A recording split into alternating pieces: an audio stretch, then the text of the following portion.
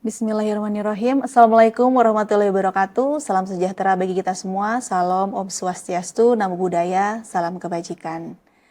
Perkenalkan, nama saya Anissa Cipta Gustia. Saya adalah dosen program studi manajemen Fakultas Pendidikan Ekonomi dan Bisnis Universitas Pendidikan Indonesia. Dalam video ini saya akan menjelaskan mata kuliah yang saya ampu, yaitu prinsip-prinsip perilaku organisasi. Video ini saya buat sebagai salah satu syarat keikutsertaan dalam proses sertifikasi dosen yang diselenggarakan oleh Kementerian Pendidikan Tinggi, Sains dan Teknologi Republik Indonesia gelombang 1 di tahun 2025. Video ini saya gunakan sebagai bukti penyusunan dari dokumen pernyataan diri dosen dalam unjuk kerja Tridharma Perguruan Tinggi PDD UKT-PT dalam bidang pengajaran. Untuk selanjutnya, saya akan menjelaskan deskripsi mata kuliah prinsip-prinsip perilaku organisasi. Mata kuliah ini memiliki kode MJ 409 yang merupakan mata kuliah wajib pada semester 5 dengan bobot 3 SKS dan termasuk kelompok mata kuliah keahlian inti program studi. Mata kuliah ini membahas teori, riset, dan aplikasi perilaku individu dan kelompok dalam organisasi untuk meningkatkan efektivitas manajerial. Mahasiswa akan mempelajari topik seperti motivasi, kepribadian, kepemimpinan, komunikasi, pengambilan keputusan, serta budaya dan dinamika tim. Dengan pendekatan sistematis dan multidisipliner, mahasiswa diharapkan mampu menganalisis faktor-faktor yang mempengaruhi perilaku organisasi dan merancang strategi untuk mendukung kinerja organisasi secara berkelanjutan. Adapun capaian profil lulusan terdiri dari 4 CPL. Yang pertama, lulusan menguasai konsep dan teori dasar kepemimpinan sebagai landasan dalam memahami dan mengelola perilaku organisasi. Yang kedua, mampu mengambil keputusan secara tepat dalam menyelesaikan masalah organisasi berdasarkan analisis data dan informasi yang relevan. Yang ketiga, mampu menjadi pemimpin yang memotivasi, mendorong inovasi, serta beradaptasi dalam lingkungan bisnis yang dinamis. Yang keempat, mampu berpikir logis, analitis, dan kreatif dalam menerapkan model-model pengambilan keputusan strategis di bidang manajerial. Selanjutnya, CPL tersebut diturunkan menjadi CPNK. Yang pertama, menganalisis dan mengaplikasikan teori dalam konteks organisasi, mengolah kinerja dan kesejahteraan dalam organisasi, memahami dinamika tim, dan konflik organisasi, serta mengelola budaya dan kerja lintas budaya. Untuk mendukung ketercapaian CPMK, saya menggunakan 3 referensi utama. Yang pertama, Robbins and Judge, Organizational Behavior dari Pearson Education, Colquitt et al. Yang membahas mengenai Organizational Behavior Improving Performance and Commitment in Workplace dari McGraw-Hill, dan yang ketiga, Buchanan Hutchinsky, Organizational Behavior tahun 2007 dari Pearson Education.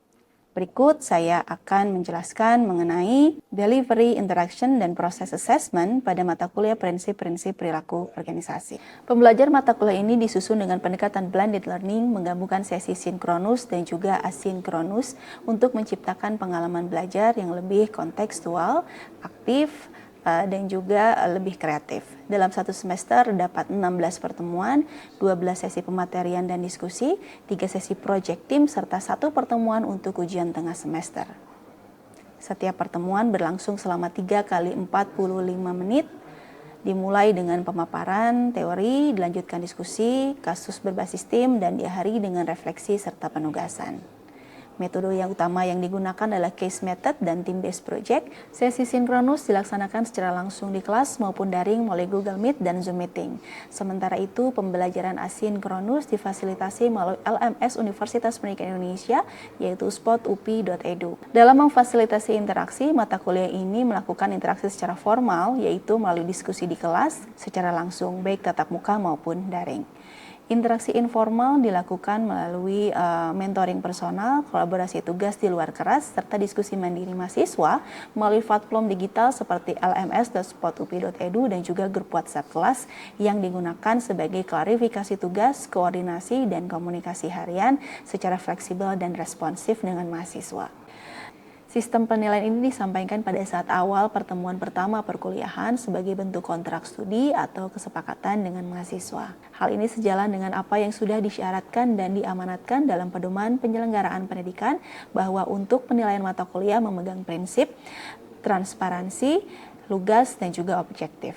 UAS tersebut digantikan dengan proyek yang bobotnya memiliki lebih besar, sehingga indikator dan bobot penilaiannya adalah keaktifan dan partisipasi memiliki bobot 15%, dinilai melalui kontribusi dalam diskusi kelas, penilaian sejawat.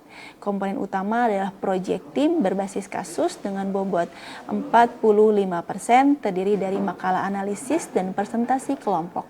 Tugas individu mencakup refleksi, analisis kasus mandiri, dan kuis berkala dengan bobot 20%. Ujian tengah semester dilaksanakan dalam format studi kasus dengan bobot 20% untuk mengukur kemampuan berpikir kritis juga dan penerapan teori. Ujian akhir tidak dilaksanakan karena proyek tim berfungsi sebagai evaluasi akhir yang menyeluruh. Nilai mata kuliah ini akan diinput oleh dosen pada aplikasi Sistem Input Nilai Dosen atau SINDO yang disediakan oleh universitas dan dapat diakses oleh mahasiswa secara real-time online melalui Sistem Informasi Akademik SIAK Mahasiswa.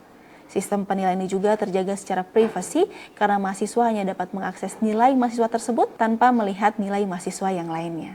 Demikian penjelasan mengenai mata kuliah prinsip-prinsip perilaku organisasi yang saya ampu pada program studi manajemen. Selanjutnya kita akan lihat bagaimana proses pembelajaran untuk mata kuliah ini. Selamat menyaksikan. Assalamualaikum warahmatullahi wabarakatuh. Waalaikumsalam warahmatullahi wabarakatuh. Oke, alhamdulillah ya kita ketemu lagi di mata kuliah prinsip-prinsip perilaku organisasi dan sudah tidak terasa ini pertemuan ke-6. Jadi topik yang akan kita bicarakan hari ini adalah emosi, suasana hati, dan juga stres kerja. Baik, tapi sebelumnya saya mau cek kehadiran kalian dulu ya. Oke, yang saya sebutkan namanya, tolong acungkan tangannya. Oke, yang pertama Ansari, Arini, Fahmi, oke, kemudian Muhammad Gunawan. Ada yang belum kepanggil? Aman ya. Oke, jangan lupa Fahmi ketua kelas untuk ACC di spotnya. Siap, Bu. Sip? Baik, kita bisa mulai? Siap. Oke, masih ingat nggak pertemuan yang sebelumnya kita ngomongin apa? Sudah lupa sedikit. Sudah lupa sedikit. Baik, saya harus ingatkan banyak kalau gitu. Sebenarnya kita akan bahas terkait emosi, suasana hati, dan stres kerja. Jadi, tujuan pembelajaran kita hari ini ada 3. Yang pertama, kita memahami konsep dasar emosi, suasana hati, kemudian juga yang namanya stres. Konteksnya ini adalah stres kerja ya. Selanjutnya, kita harus bisa menganalisis proses stres itu seperti apa dan dampaknya bagaimana. Ini konteks sama si organisasi. Yang terakhir, kita bicara bagaimana sih merancang strategi manajemen stres yang tepat dan juga strategis. Oke? Baik, materi yang kemarin kita bicara mengenai kepuasan kerja. Pertanyaannya adalah, menurut Anda, apakah seseorang yang puas dengan pekerjaannya tetap bisa mengalami stres kerja? Silakan. Bisa, Bu. Bisa. Kenapa? Seorang yang puas dengan pekerjaannya tetap bisa mengalami stres kerja karena sebenarnya kepuasan kerja itu adalah bisa mencerminkan perasaan positif terhadap pekerjaannya, dan sedangkan stres kerja itu bisa terjadi atau bisa muncul karena beban kerja yang berlebihan atau misalnya ada konflik intrapersonal kayak gitu, Bu. Jadi meskipun seseorang puas terhadap pekerjaannya atau suka terhadap pekerjaannya tetap bisa mengalami stres kerja itu sendiri. Oke, tadi ada dikatakan respon ya? Iya. Respon. Baik, kalau kata Arin tadi bisa Bu. Walaupun dia puas, tapi ada juga kecenderungan untuk mengalami si stres kerja tadi. Yang namanya pada dasarnya saya puas menjadi seorang dosen, senang kok, fleksibel banget gitu waktunya. Tapi kok pada suatu tertentu saya mengalami yang namanya stres kerja. Gitu. Oleh karena itu ini saling berhubungan, dan jawabannya kenapa? Kita lihat di sini ini berhubungan dengan materi kita saat ini, yaitu yang namanya si stres kerja atau mungkin emosi suasana hati. Kita lihat pada dasarnya kalau emosi dan mood atau suasana hati itu merupakan bagian dari afektif. Ternyata menurut Robin sekalipun afektif itu perasaan, bisa dikatakan perasaan yang luas yang bisa kita rasakan karena respon terhadap situasi atau mungkin keadaan tertentu, di mana bentuknya bisa emosi dan juga bisa suasana hati. Atau mungkin kita lihat di sini ya, mengapa seperti itu? Jadi kita lihat bahwa menurut teori affective event theory, kita lihat yang namanya emosi atau reaksi di sini ada sifatnya positif, ada sifatnya negatif. Reaksi emosi, kalau marah positif atau negatif? Negatif. Kalau yang positif seperti apa? Bahagia, terus semangat, terus ya antusias ya, semangat ya. Kalau kita sudah semangat, apapun itu kita anggap sebagai challenge gitu ya, bukan beban katanya seperti itu. Nah makanya hal yang positif ini yang diharapkan oleh perusahaan atau organisasi terhadap siapa? Karyawannya gitu ya. Sehingga kita lihat ternyata yang namanya emosi positif atau negatif ini dipengaruhi oleh dua aktivitas. Yang pertama dari lingkungan kerjanya. Tadi Jai sudah mention terkait job demand, job resources. Job demand itulah beban kerja yang ngebuat kita capek gitu ya, lelah gitu ya. Nah ini kita kan ada namanya work environment atau lingkungan kerja tersendiri. Nah lingkungan ini bisa menjadi negatif, bisa menjadi positif. Asalkan kita lihat lagi. Setelah ada lingkungan kerja, kita lihat kejadian sehari-hari. Udah mah tadi motor diserempet, datang ke kantor dimarahin sama atasan. Hustle. Efeknya apa? Negatif. Ujungnya apa? Bisa tidak puas terhadap pekerjaannya atau mungkin performanya menurun.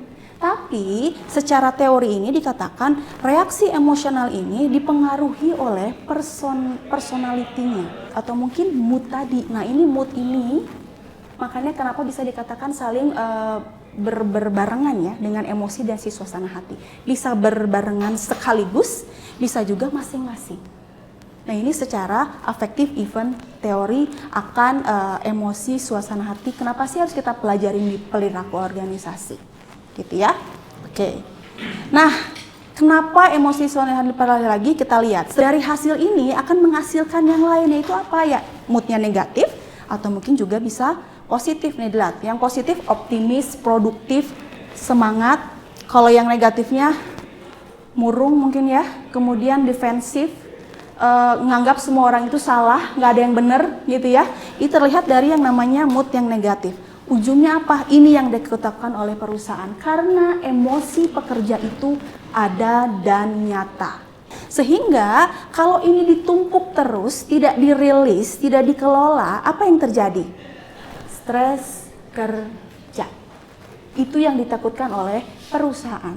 Ya, kalau kita ngeliat di saluran di Instagram gitu ya, kalau ibu rumah tangga ternyata diidentifikasi sumber stresnya itu adalah siapa aja?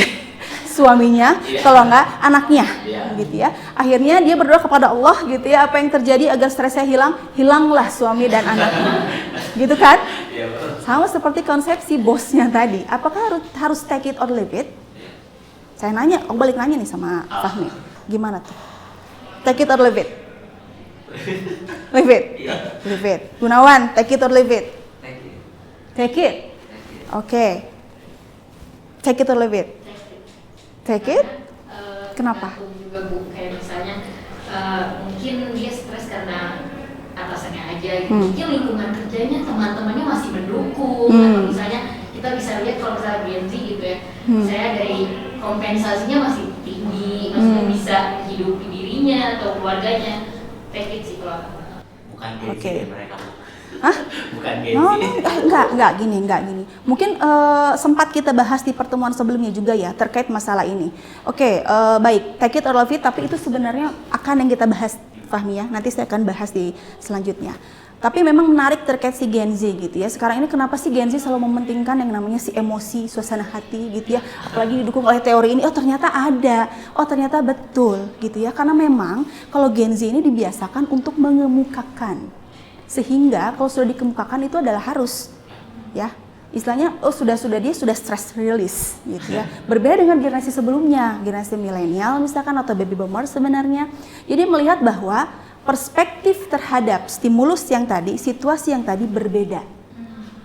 Oke, itu berbeda. Karena secara teoritis sekalipun, nih kita lihat dulu si definisi stresnya. Kita lihat respon psikologis terhadap tuntutan atau mungkin stresor yang dianggap penting dan melebihi kapasitas seseorang untuk menghadapinya.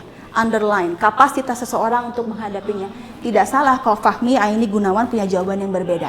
Kapasitas seseorang untuk menghadapinya saja berbeda. Tuntutannya berbeda, istilahnya ya, tuntutan pribadinya saja berbeda. Sehingga, tapi yang paling ditakutkan, stres itu bisa menimbulkan dampak negatif. Nah itulah kita sebut strain. Dampak negatifnya berupa apa? Fisik juga ada, Yang namanya gangguan kesehatan juga ada. Makanya kenapa kalau orang stres ujung-ujungnya kena penyakit jantung. Betul. Karena kesini. Oke? Karena kesini. Ditumpuk permasalahannya. Betul lah, ini ditumpuk permasalahannya, tidak dikeluarkan, itu menjadi penyakitnya, bentuknya seperti itu. Jadi bukan hanya notabene berdasarkan makanan ya. Tapi ada hal yang seperti itu. Oke? Nah, tapi ada juga kalau menurut Robin ada situasi kondisi yang sangat dinamis di mana seseorang dihadapkan pada kesempatan, permintaan atau sumber daya yang terkait dengan apa yang diinginkan tapi berbeda dengan hasilnya. Ekspektasi. Kalau nggak sesuai ekspektasi, wah stres gitu kan? Pokoknya harus sesuai ekspektasi. Nah, inilah dikatakan kondisi yang namanya stres. Oke? Pertanyaan selanjutnya, apakah pernah merasakan stres? Sering? Oke? Apakah pernah merasakan stres? Kenapa sih stres itu? Ada kan pemicunya? Pasti ada pemicunya. Setiap orang pasti berbeda pemicunya. Saya pun berbeda gitu ya pemicunya dengan kalian. Tapi intinya, ada yang melebihi kapasitas, ada yang tidak sesuai ekspektasi. Makanya jawabannya pasti berbeda. Ini ngaruhnya sama apa? Nah, kita lihat dulu sebenarnya kenapa bisa berbeda? Karena dari jenis stresnya saja sudah berbeda. Ada yang sifatnya hindrance, penghambat, negatif. Mungkin bagi Fahmi bosnya negatif, tapi bagi yang lain enggak. Bukan itu yang jadi utama saya. Makanya ada juga yang namanya challenge stressor. Atau mungkin mereka bilang good stress, bad stress. Oke, nah sehingga apa sih implikasinya? Enggak semua itu bisa negatif. Kita lihat nih contoh penghambatnya apa saja. Ada dari konflik peran. Kalian datang ke kerja, bingung peran saya ngapain, ambigu, aduh nggak jelas deh saya di kantor ngapain. Beban kerjanya juga terlalu tinggi. Oke, kalau misalkan work challenge stressnya tekanan waktu, kompleksitas tugas, tanggung jawab, bahkan ada yang hindrance atau mungkin penghambat yang dari non pekerjaan. Kondisi di rumah, internal gitu ya, atau mungkin kalian lagi putus sama pacar gitu ya. Nah itu tuh masuk ke dalam yang masalah pribadi lah itu, oke? Penghambat yang namanya non kerja, atau mungkin tantangan non kerja tadi. Pengembangan diri ini yang menarik, Gen Z, tantangan non kerjanya tinggi tapi menimbulkan stresnya tinggi. Kan suka ngebanding-bandingin nggak sih teman di Instagram kok pencapaiannya sudah sebegitu di umur 20 tahun? Oke? Tenang, baru umur 20 tahun, masih panjang prosesnya. Oke, nah itu contohnya terkait yang namanya si jenis stres. Itulah yang melandasi, balik lagi ke pertanyaan tadi, yang tadi ya Fahmi ya, kenapa sih ada yang stres atau tidak? Karena kita lihat teman-teman, yang namanya stres itu bukan berasal dari situasi tersebut, justru berasal dari cara individu menilai situasi tersebut. Makanya ada yang namanya primary appraisal. Contoh primary appraisal, ngelihat skripsi, apa yang dalam pertama kali mendengar kata skripsi. Tadi saya bilang, mau script sheet atau script suite. Yang pertama, primary appraisal. Oke? Setelah primary appraisal, keluar lagi tuh yang namanya bagaimana cara saya menghadapi skripsi tersebut. Itu adalah secondary appraisal. Oke? Nah, dengan hal itu, secondary appraisal itu akan menghasilkan yang namanya coping strategy. Coping strategi itu apa? Gimana cara kita mengatasi masalah itu? Oke, cara ngatasinnya gimana? Ada yang namanya behavior method, problem focus, emotion focus, atau mungkin cognitive method, behavior, perilaku. Take it or leave it, cabut bu, aku mau resign. Behavior. Terus tadi problem focus, aku ngeliat sumber masalahnya itu adalah bosnya yang harus leave it. Oke, gitu ya. Nah itu adalah si problem, si fokus. Oke, kemudian ada emotion dan juga ada kognitif. Kalau kognitif ranah pikir, emosi. Jadi kita mikirnya apa? Kita nggak melihat secara physically, kita tidak bergerak tapi merubah mindset. Nah, kalau misalkan emosi apa? Kita harus tahu mengelola emosi kita, ya. Ini dua hal yang berbeda. Nah, inilah yang dikatakan sebagai si coping strategi. Seperti yang tadi, silakan yang bosnya tadi mau fokus pada apa? Problem fokus, behavior method, atau kognitif emosi. Nah, berarti bedanya apa? Kalau behavior problem itu berarti bisa kita kendalikan. Kalau bos bisa kita kendalikan nggak? Nggak bisa. Makanya biasa yang tidak bisa kita kendalikan sendiri, kognitif emosi. Yang bisa kita kendalikan, behavior problem. Kita bicara yang namanya manajemen stres. Apa yang pertama? Audit stres, evaluasi stres, identifikasi problem saya apa. Tapi balik lagi lihat, bisa dikendalikan atau tidak. Oke. Yang kedua, reduksi stresor, kurangin stresornya, berarti menghindari, cari yang menghambat. Kalau ternyata dia toksik, gua akan datangin. Itu reduksi stresor. Kemudian penyediaan resources. Kalau kita bicara penyediaan resources, biasanya kasih keterampilan untuk kita upgrade diri biar kita bisa meningkatkan coping strategi kita. Oke? Nah, selanjutnya ada juga pengurangan strain-nya tadi. Cari yang efek negatifnya tadi. Gitu ya. Istilahnya mana yang bisa menimbulkan efek negatif secara fisik, psikologi, dan juga behavior. Mungkin ya seperti itu. Nah, itu adalah pengurangan si strain. Caranya relaksasi. Kemudian ada cognitive behavior, dia bisa milah. Oke, cognitive behavior itu memilih dan memilah. Oke, kemudian ada yang namanya wellness program. Tadi Fahmi nanya nih ya, Bu Ica main tenis? Iya, wellness program. Oke, stres saya sedang mengurangi hal itu. Oke, stressor tadi. Baik. Oke, ada pertanyaan? Kalau nggak ada pertanyaan kita diskusi dulu boleh? Silakan. Diskusi kelompok saya anggap Jaya kamu sendiri sama Gunawan boleh berdua. Gunawan boleh ke depan. Saya anggap kalian di sini kelompok. Diskusi kelompok itu terkait yang tadi. Judulnya adalah FOMO dan overcommitment. Apa itu FOMO? Fear out, missing out. Jadi kalau kita nggak masuk semua WhatsApp group kayaknya ada apa dengan kita? Gitu ya. Oke. Di sini adalah Intan. Intan adalah staff marketingnya Gen Z. Ngerasa takut ketinggalan peluang yang FOMO tadi.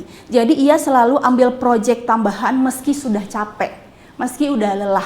Ia mulai sering sakit kepala, susah tidur, tapi tidak ingin terlihat lemah di depan manajer. Paham? Ada yang pernah merasakan seperti Intan? Sela angguk-angguk, iya. Pernah merasakan seperti Intan? Enggak ya, saya harap tidak ya. Kita lihat skala prioritas. Oke, diskusikan apa jenis stresor yang diambil Intan. Kemudian strategi coping apa yang bisa dilakukan secara individu maupun organisasi. Saya kasih waktu 2 menit cukup? Cukup. Bahkan kurang juga bisa ya? Iya. Oke, silakan diskusikan. Fahmi, kamu kan kelompoknya sama ini. Oke, diskusikan.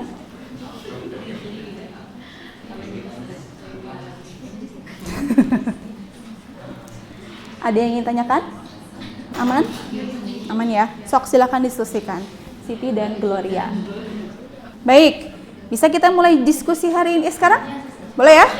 Oke, kita sambil diskusinya sama-sama. Intan, apa jenis stresor yang dialami oleh Intan? Oke. Stres yang dialami Intan itu termasuk hidden stressor. Kenapa? Karena munculnya dari tekanan sosial dan kelelahan fisik yang menghambat kinerjanya. Faktor utamanya itu biasanya berasal dari kepribadian yang kompetitif dan rasa takut ketinggalan atau FOMO biasanya. Atau bisa juga dari tuntutan dari lingkungan sekitar. Terus jika ini berlangsung terus-menerus, stres ini bisa menimbulkan dampak negatif seperti gangguan tidur dan sakit kepala. Itu yang disebut strain. Strain tadi, berarti termasuk hidden stressor. Oke, ada yang berbeda pendapatnya? Sama? Sama ya, sudah teridentifikasi kan? Berarti kalau misalnya kita lihat, kalau Intan ini type apa? Tipe A behavior. Ya, oke, type A behavior. Oke, strain-nya tadi kelihatannya apa secara fisik, psikologis atau behavior? Fisik. Tadi kan sakit kepala dan hal yang itu nyata loh, bener. Oke, bahkan teman saya pernah karena saking beban kerjanya tinggi, dia menjadi semakin cepat pelupa. Betul. Jadi memori kerja itu penuh. Oh, saya kasih tahu memori kerja. Makanya kenapa muncul neuroscience? Karena ngaruh sama memori kerja. Otak kita juga full. Kalau bersamaan waktu itu full. Oke? Makanya apa yang bisa dilakukan coping strateginya oleh Intan? Silakan. Mau jawab dari coping strateginya secara individu Ibu. Oke, bagaimana? Yang udah Ibu jelasin tadi itu coping strategi itu ada 4 kan.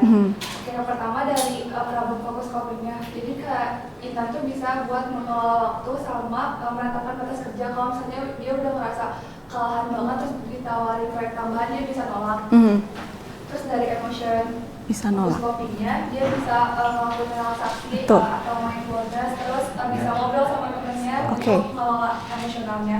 Terus dari behavioral copingnya dia tuh bisa ngatur rutinitas tidurnya sama bisa ngelakuin atau olahraga yang tadi kayak ibu sebutin.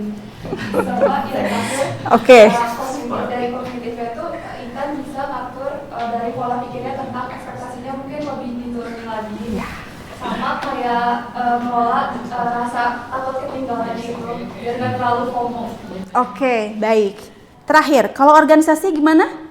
Oke, Ansari.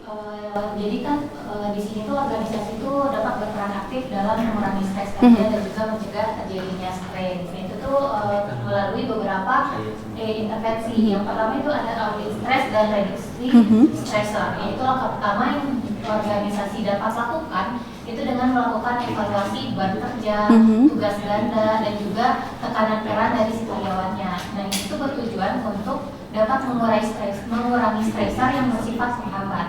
Yang kedua itu ada penyediaan resource dan pelatihan coping, yang dimana organisasi bisa memberikan manajemen waktu, pengelolaan emosi dan teknik relaksasi untuk membantu karyawan sehingga dapat menghadapi tekanan secara sehat dan juga terarah.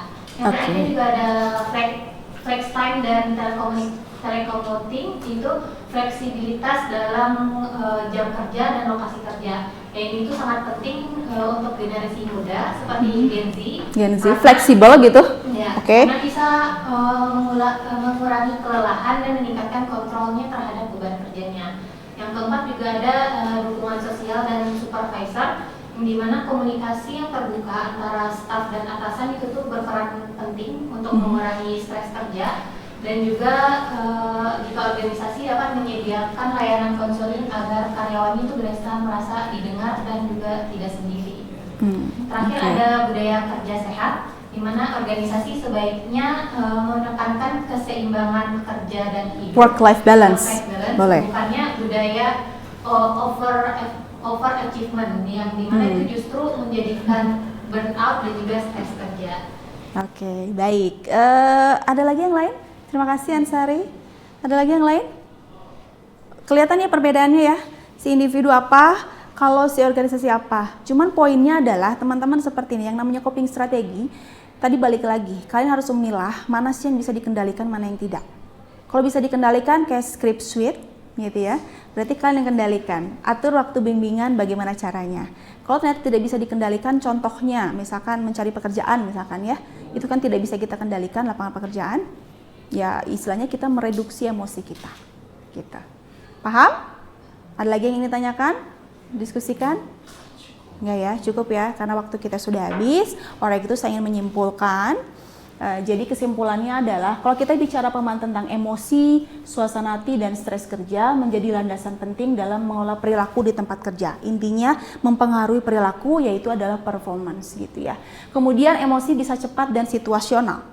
Sehingga situasional hati ini lebih bertahan lama dan bisa mempengaruhi persepsi. Sementara stres kerja muncul kalau melebihi yang namanya kemampuan individu, gitu ya. Nah, oleh karena itu proses stres ini harus melibatkan interaksi antar sumber stres, respon individu dan juga berujung pada dampak atau mungkin strain tersebut. Jadi sebisa mungkin nggak ada yang namanya dampak negatifnya tadi. Sehingga melalui analisis proses stres ini kita bisa membedakan mana sih yang hindrance, mana yang challenge. Hasilnya ini adalah apa yang harus dilakukan oleh perusahaan setelah melakukan hindrance and challenge tersebut, yaitu apa? Managing stress tadi. Gitu. Oke? Jelas teman-teman semuanya? Oke, saya harap jelas ya, karena minggu depan kita masuk ke pertemuan 7. Jadi kita cukupkan saja pertemuan kita kali ini. Terima kasih atensinya, sampai bertemu di pertemuan ke-7. Jangan lupa PKM absensi di ACC. Baik, untuk itu saya ucapkan terima kasih. Assalamualaikum warahmatullahi wabarakatuh. Waalaikumsalam warahmatullahi wabarakatuh. Demikian video pembelajaran ini saya buat yang merupakan salah satu dokumen pendukung dalam penyusunan dokumen pernyataan diri dosen untuk unjuk kerja Tridharma Perguruan Tinggi atau PDD UKT PT dari Serdos Gelombang 1 tahun 2025. Sebelum menutup video ini, saya ucapkan terima kasih kepada seluruh para pimpinan dari Universitas Pendidikan Indonesia, kepada pimpinan dari Fakultas Pendidikan Ekonomi dan Bisnis, dan juga kepada pimpinan dari program studi manajemen, dosen di seluruh lingkungan Fakultas Pendidikan Ekonomi dan Bisnis, dan juga mahasiswa di program studi manajemen. Serta tidak lupa seluruh pihak yang terlibat dalam pembuatan video ini. Terima kasih atas dukungan dan kerjasamanya. Wassalamualaikum warahmatullahi wabarakatuh.